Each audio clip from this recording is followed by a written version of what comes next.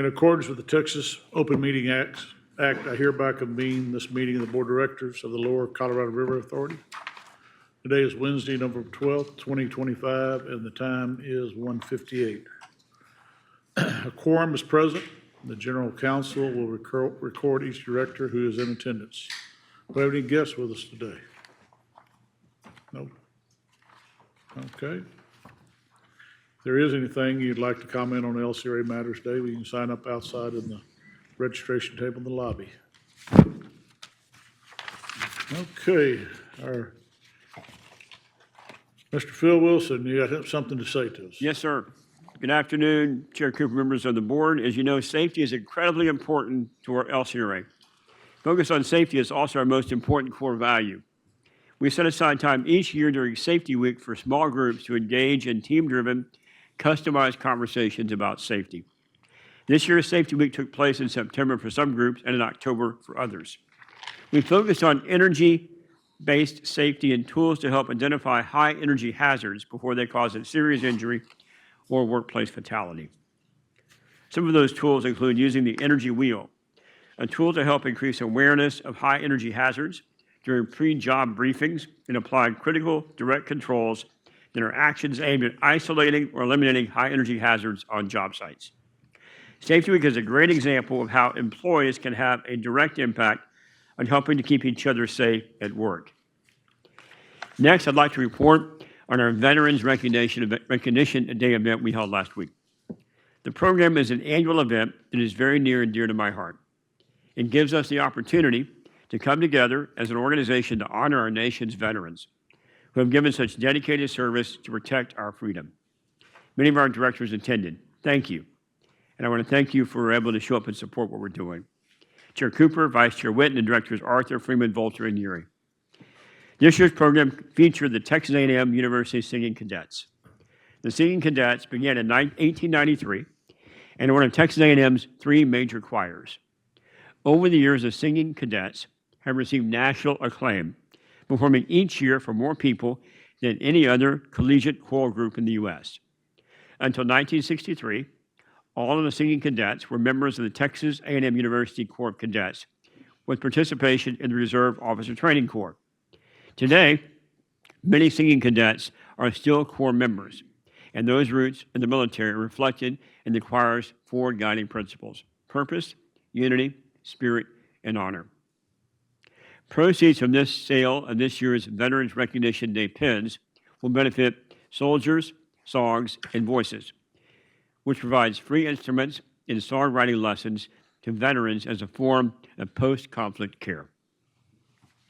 We're ranked among state agencies in our veteran hiring, with veterans accounting for more than 8% of our workforce. That's impressive. And it reflects the meaningful work we do at LCRA that appeals to some of our nation's finest people. Moving on to another annual event, I visited last month with LCRA customers and elected officials to share LCRA's updates in our state of LCRA programs Seguin and Johnson City. We discussed the need for more power and more water, how LCRA is working to help meet our region's needs, and about LCRA's ongoing commitment to serve communities. The annual event is a great opportunity to visit in person and share updates on LCRA's innovative approach to anticipating and responding to growth. I want to commend some of the folks who work behind the scenes on these events, and on these board and committee meetings, for that matter. Our meeting services, audiovisual, and facilities teams work diligently to help make sure these events like Veterans Recognition Day and State of LCRA go without a hitch. You don't necessarily see them in action because they prepare in advance and then quietly keep everything running well when the meetings and events are underway.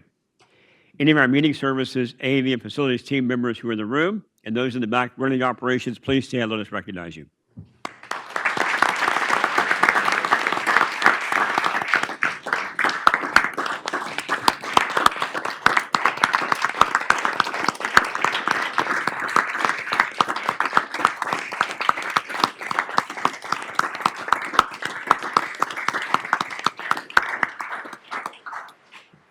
They really are rock stars. Thank you all very much.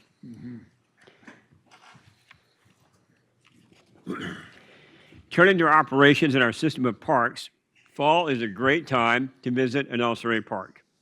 Our parks have accommodations for every camping style, from traditional tent sites to deluxe cabins, Airstream trailers, safari tents, and our newest offering, luxury mirror houses. Watercraft rentals are also available on Lake Travis, again at Muleshoe Bend Recreation Area. We've added 15 miles of new multi-use trails at Turkey Bend Recreation Area. Additionally, the cooler weather makes it a good time to check out our zip lining tours at Zip Lost Pines. LCRA's park rental facilities also provide a good place for holiday get-togethers, and guided activities are available to bundle with facility rentals. I'm also pleased to announce that we are going to open Narrows Recreation Area in summer 2026 with several improvements to provide a better visitor experience. As you know, we temporarily closed the park on Lake Travis in Burnett County in 2023. When we reopen that park, it will continue to be day use only, but reservations will be required on weekends and holidays. Reservations will not be required for use of the boat ramp. In addition, non-motorized watercraft and picnic tables will be available for visitors to rent. A volunteer park host will live on site to assist visitors, promote safe use of the park, and help maintain the property. On another park-related note, I want to congratulate someone who has done a great deal to increase and enhance our park experiences for visitors. Senior Vice President of Community Resources, Margo Richards. Margo was elected as the 2025-2026 chair of the Texas Travel Alliance. That's a really big deal, by the way.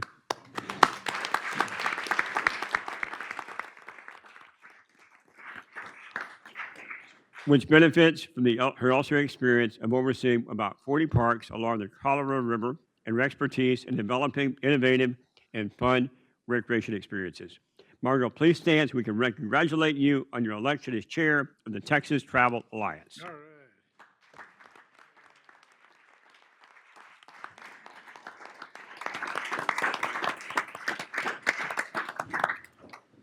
Finally, I would like to recognize employees involved in the LCRA Creekside Conservation Program, which partners with federal, state, and local agencies to help private landowners become better stewards of their land. The program offers cost-sharing incentives to help landowners implement soil and water conservation practices that improve water quality in the Colorado River watershed. These include brush control, planting native grasses, and cross-fencing, and developing alternative water sources. Our Creekside Conservation Program recently received a 2025 Friend of Conservation Award at the Texas State Soil and Water Conference. Each year, the Texas State Soil and Water Conservation Board and the Association of Texas Soil and Water Conservation Districts recognize individuals dedicated to the conservation and management of renewable natural resources. LCRA's program received the award for its decades-long commitment to land and water stewardship in the lower Colorado River Basin. The Llano County Soil and Water Conservation District nominated the program at the regional level. When the program won the regional award, it automatically moved on to compete with other organizations across the state and ultimately won statewide recognition. The program also received certification from Texan by Nature, an organization founded by former First Lady Laura Bush. This certification recognizes meaningful conservation efforts involving and benefiting people, prosperity, and natural resources. The employees involved in LCRA's Creekside Conservation Program exemplify the Colorado commitment, which states, "I will make every LCRA endeavor outstanding." Natural Resource Conservation Manager Bobby Humphrey, Natural Resource Conservation Supervisor Marshall Trigg, and Program Coordinator Darren Saltemeyer, please stand so we can recognize you right now.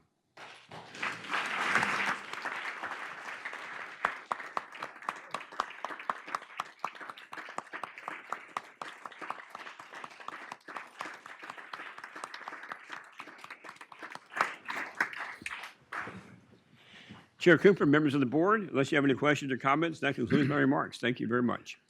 Thank you, and I just want to reiterate was honored and privileged to be able to attend the event last week. It was really something else, and it just goes to show, and I also want to say one other thing.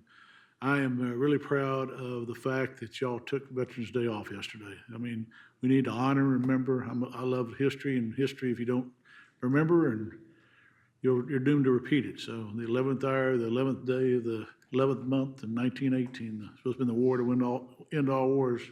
My grandfather served there. Yeah, still got his helmet and the flag. But anyway, so I really in saying that, I just think it's really important that we acknowledge that, and I'm really proud that we have as many employees. I hope we have more employees that have served, and thank everyone here that has served in many different ways, not necessarily the armed forces, but in different ways that you do for the country and the community and our great state. So, but thank you for the honor, the program last week, and thanks for taking the day off yesterday to honor you. Appreciate it.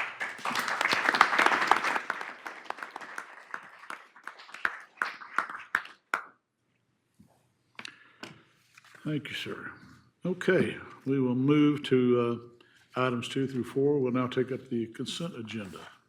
We've had a chance to review that. I'll entertain a motion. I make a motion for approval. Second. Okay, we have a motion and a second. Any further questions, comments? All in favor, say aye. Aye. Those opposed? Motion passes. Okay, now we'll move into our action items, starting on item 5. Contracts and contract changes. Mr. Matt Chavez, how are you doing, sir? I'm doing great. Good afternoon. Today, we will be requesting the board's approval of one item. This is for a new contract with Aon Risk Services to provide brokerage services for LCRA's property and casualty insurance. This contract covers both the brokerage fees and the cost of the insurance premiums for over 25 policies that Aon will be managing for LCRA.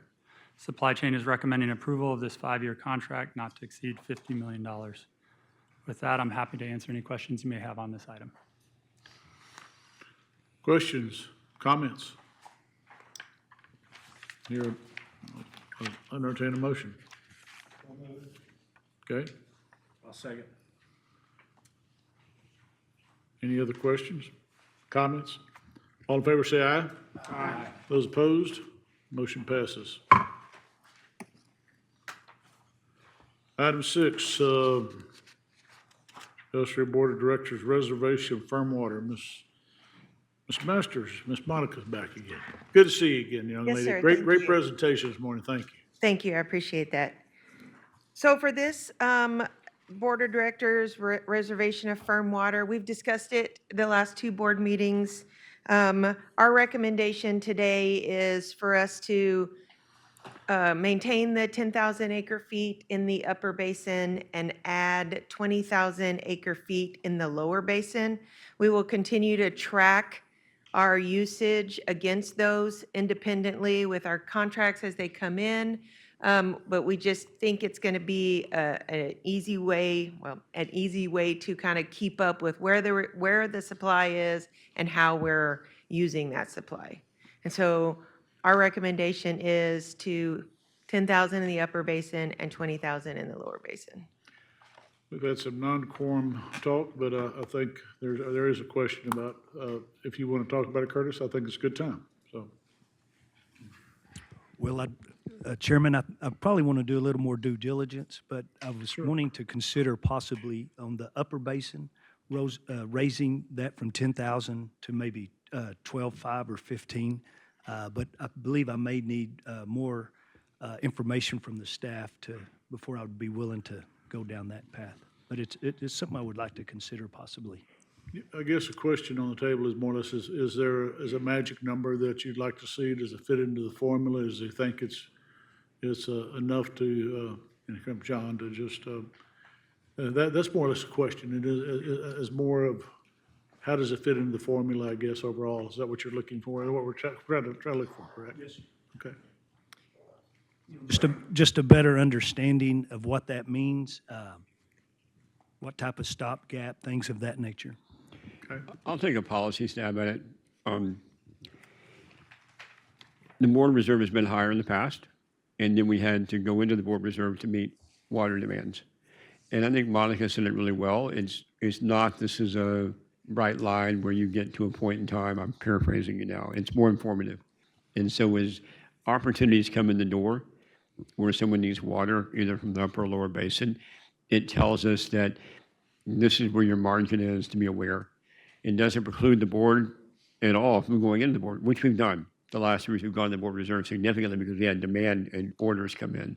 So it's, I believe, more informative and perhaps symbolic that it's there. We're watching it. But outside of that, the number really doesn't mean, because the board has the ultimate discretion, whatever that number is, 20, 10. But at that point in time, when a contract comes in, we have an obligation to serve that water. So it doesn't act as if a buffer per se that stops or precludes any action the board wishes to take, but it informs you about when we're getting into a level for your awareness. So you can make it 12.5, that's the wish of the board, whatever y'all want to do with that, but it doesn't necessarily preclude any action one way or the other, whatever that number may be or may not be. So the availability in the upper basin will stay the same regardless. Yep. Your availability in the upper basin is around 37,000 acre feet. So regardless of what is established as a board reserve for the upper basin, that's going to be a part of that 37,000 acre feet. So whether it's 10, whether it's 15, it's still 37,000 acre feet availability in the upper basin. So the difference would be, at what point does the board have to take action to readjust that reservation in light of a legitimate request for a contract? The big delta between where we are today and what you're being asked to do is, right now we have one board reserve that's for the entirety of the basin. And so that 10,000 acre feet of board reserve that we currently have is for everything. What this action would do is bifurcate the board reserve the same way we bifurcate the basin for looking at how we supply contracts, and account for the water supply to make sure we've always got enough wet water to cover the paper contract that we commit to. So it would basically take your board reserve concept and say, now you're going to be keeping up with two of them. You keep up with one for the upper basin availability, and you have a whole other one. That 20,000 acre foot we're recommending for the lower basin is against an overall availability of 66,600 acre feet in the lower basin. Arbuckle coming online is what allows you to be able to go in and redo that. And that's why Monica has walked you through that last two water ops meetings. So whether it's 10 or whether it's 15 or 12.5 or whatever, the availability doesn't change. What changes is, and let me back up and say this. There's already policy in place that says contracts of a certain size have to come to the board to be approved. That's right. So that's not changing. So you'll continue as a board to have oversight over larger contracts as they come in, or larger contract amendments as they come in. So you'll continue to have the ability to come in and see those and to be able to vote on those contracts. What is that acre feet where they are required by board? What is that minimum? Greg, is it where it 5? starts? 1,000. 1,000. Yeah, 1,000 acre feet is the number that all of those have to come to you. There's a subset of those that's a lesser amount that would have to And come on to you top as of well. that, we still inform you on all contracts Right. that come in anyway. Yeah, So we have you have a threshold you have to approve, and those that are below that, we can approve at the staff level. We then inform you of what we did, so you get a Correct. running tally on that. We try to keep y'all updated on at least a monthly basis on what's coming in the door. So those are good questions. I mean, this is a really good time to talk about this, especially with what we've talked about in in the not too distant future being short of water. So the real thing is nothing is just set in stone. It's just a benchmark to try to, a placeholder that is recommended by staff. And I applaud you asking the question, because we all need to ask that question, because this is our number one thing that we need to handle. So Yeah. I think that y'all have, Monica and John and all your staff have done a good job at trying to look at where we're at, and again, just to set a new benchmark, and like you said, having Arbuckle come online, I understand that, and Mr. Chairman, what we could do, if will of the board, is you can adopt this today, because we'd like to get the reservation for Arbuckle at least set for the 20, because we haven't had it before. And then, in the spirit of whatever the board wants to come back in the near future, and if y'all wish to raise it up, y'all certainly can do that if you want a 12.5 or whatever that's going to be. So if that's the will of what you want to do, we can set Arbuckle, at least get a number there, and understand that we've got that bifurcation, what John said, and then have any conversation with Director Ford and anyone else on what y'all may want that to look like as far as the placeholder, and then come back in the near future, wish to move that up to a different number. Yeah, the board does have the discretion to be, it's the board's board reserve. Yeah, Right. it's your reserve. yep, Yep. exactly. I personally don't have I mean, when you asked me, it is a good question, and I'm glad we're having this conversation, but tomorrow, we're not gonna run out of water. We have time, we can adjust it, and believe me, this is not set in stone. So, you know, I'm gonna recommend that we go with what the staff is recommending, and we will have quarterly updates, or not even more, so, but again, appreciate the question being asked, in this conversation. And echo what we said, when someone comes in the door with 1,000, y'all are gonna get the vote Yeah. and be aware, and then you have to approve it, and then as we have some potentially really large ones coming in, we'll have a lot of conversations on how reserve works or doesn't work, and what it does or doesn't do. You may remember too, we have, at least once a year, we come in and have a reconciliation discussion with y'all where we walk you through, these are where the contracts are, these are where the supplies are, and anything that comes up on top of that. And we try to make sure that we do that on a reoccurring basis with y'all so that we stay straight on the accounting. And we've always got the ability to cover the commitments that we have made in the place that we have made them. Good questions. No, good. Good conversation. Good. I make a motion to approve. Okay. We have a Second. Any further discussion, conversation? All in favor, say aye. Aye. Those opposed? Motion passes. Thank you very much. Appreciate it. Thank you. And I do appreciate the conversation, and especially as it pertains to water and not anything. Okay, as a reminder, we received 35 comments during the August 25 to September 19 public comment period. Each was reviewed and responded to. The staff, sent out 5,000 email notices to water customers. Man, man, my fingers hurt thinking about it, too. Water customers, individuals on our public comment mailing list. All 35 comments and responses were posted on the LCRA website. I don't know if y'all read it or not, but you can read them. So just wanted to make that announcement again and reiterate that we have done what your staff and John and Monica have done what we needed to do, and anybody in the let everybody know that once again. Okay. Item 7, approval of the water supply resource report. Ms. Monica? Yes, so we've discussed this the last couple of months as well. This water supply resource report has been years in the making for my team and multiple teams here at LCRA, and I am super appreciative of all of their work. We have determined a flight of 17 strategies that we're putting in this report that we can use, move forward, kind of continue to study them to figure out which projects are going to be the next projects in line for us to get to that 60,000 acre feet by the year 2040. We have met with most of our customers, our big customers, related to the demands of theirs that we've put into this report. My team, Tom Hagemeyer, Collins, who is here, Leonard, the folks who have done all the modeling on all of these strategies, as well as our corporate communications team, who does all of the emails, all of the things that we need to get the word out for this project. This has been a huge effort for our folks, and with that, we're putting this in front of you guys for approval, and we're ready to get started on the next project. Well, we were discussing this during our water ops meeting, and if there's any other questions, now the time to ask. They have put in we applaud your team and working on a very, very tough project or projects. So anyway, any further questions? Tom, you have it. I move approval. Okay? Second. Any further discussion or comments? I guess somebody wants to go home. I don't know. Okay, I'll shut up. All in favor, say aye. Aye. Those against? Motion passes. Thank you, ma'am. Thank you. Okay, do we have a need for executive session? Okay, just want to double check. Staff and guests may be excused while the LCRA Board goes into the executive session. Okay.